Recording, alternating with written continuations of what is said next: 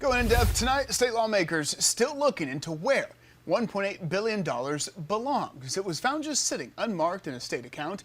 And after tense testimony from the state treasurer, a Senate subcommittee is looking into bringing in an independent investigator to track down the funds and where they originated. Well, the subcommittee chair told us forensic accountants are needed. And for much more on the process of how lawmakers plan to track down where this $1.8 billion belongs, we want to go and bring in Mike Mellinger, the owner of a CPA firm here in Greenville and a forensic accountant. So, Mr. Mellinger, thank you so much for taking some time with us. I think first and foremost, we look at this $1.8 billion. They were able to find it sitting in an account, don't know who it belongs to, not even sure if it exists. So how complicated and how unique is this process from your expertise? Well, in most forensic cases, what you're actually doing is you're looking for assets that are missing. Right? So this is unusual because there's $1.8 million that is in an account that really is not missing, it just came up, right? So it's unusual in that respect. But I believe that the way they're going to treat it is just like a normal forensic accounting case. Is what you're going to do is you're going to go to the account, you're going to look at the account, and you're going to actually see where the money went, where the money came in.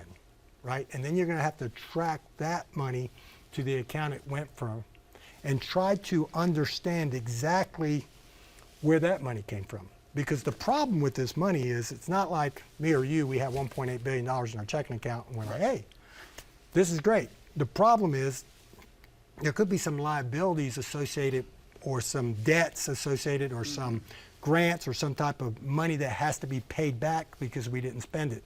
So it becomes really important to actually find out exactly where that money came from.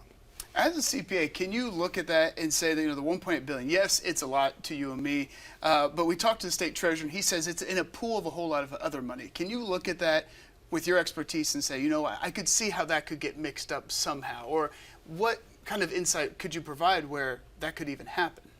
Well, not being completely familiar with the state budget, right. $1.8 billion probably is a significant amount, but not a super material amount. Sure. But with that said and done, I think the issue that most lawmakers have is, even though this money is not missing, it's actually money that we found. The problem is it does indicate a lack of controls in that we don't know where it came from. So sure. Theoretically, that's where the alarm bell should ring for most people is, hey, yes, it's not missing, but what has prevented money from going missing if we can't track this money or have good accounting procedures in order to ensure our financial statements are accurate and correct? I think that's the problem that most lawmakers have, and a lot of people don't understand, is it's a lack of controls in some instance. Makes a lot of sense. And so you look at this process, how long could something like this take? And really how complicated it is, because we've heard from Senator Groom say, well, it goes back to 2016. So we're talking years and years of financial records.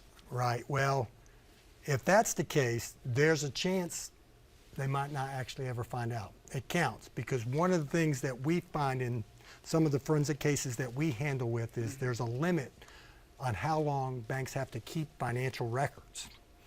And I don't think you can actually go back and request, because let's pretend we were doing a normal forensic accounting procedure. What we would do is we would go to the bank and we would request all the documents, to substantiate the checks, the payments, and different things, and then we would sort of trace those out to where they actually went if we're looking for stolen money. Sure. So the problem is with those records, you're going to rely maybe on your typical accounting records, and the problem too is a lot of those are electronic, and it's my understanding they changed accounting systems, so it might be something that you might be able to trace some of it. The big issue would be to see if it's growing or if it was a static account. Okay. And when I say static, that means hey, well, it was 1.8 in 2016. Okay? If it's 1.8 in 2016 and it's still 1.8 today, less or minus the interest, then it's not a continuous problem that grew.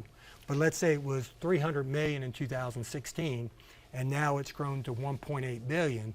Well, you would try to track the account the best you can and sort of have it like a tranche or a layer. Hey, 200 million went out in this year, 200 million went out in this year, and so forth. Does that make sense? It does. And I think lastly here too, what kind of benefit would lawmakers have to bring in a third party, a separate set of eyes, to be able to come in from the outside in to examine these accounts and try to track down where this 1.8 belongs? Well, I think the most important thing for the lawmakers to do, and I think they're probably all on the same page, is, okay, what caused this to happen? Right. And how do we prevent it from happening in the future? Yeah. So it would be a good idea to bring in, I think people are going to demand that someone else look at it to account for it because of two reasons. One is, hey, we can get an independent party to verify that this is what happened. Second, if it has some of the federal money, you'll want someone to report to the federal government that this is their money and then allocate the interest received on that money back to the federal government. So you want someone independent to go ahead and verify that. But the most important thing is to sort of do like an autopsy and say, well, this is what caused the problem and this is how to fix it. Okay, making sure it doesn't happen again. Mike Mellinger, thank you so much for your time. Oh, you're welcome. My pleasure.